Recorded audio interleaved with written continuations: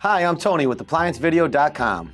Today we're taking a look at the high limit thermostat on this Alliance Laundry Systems gas dryer.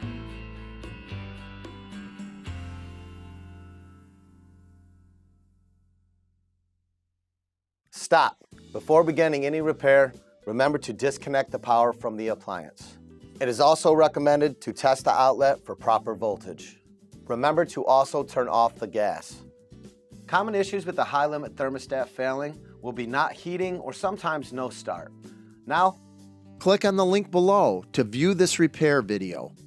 ApplianceVideo.com guides you step by step, giving you the confidence to avoid recalls and callbacks, also saving time on repairs.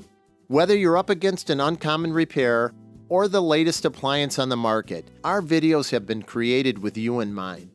Our growing library of videos have been produced using our factory-certified technicians who have extensive infield experience over the past 30 years.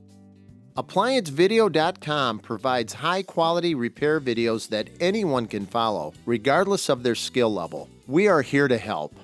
Click on the link below to view this repair video and let us help you do it right the first time.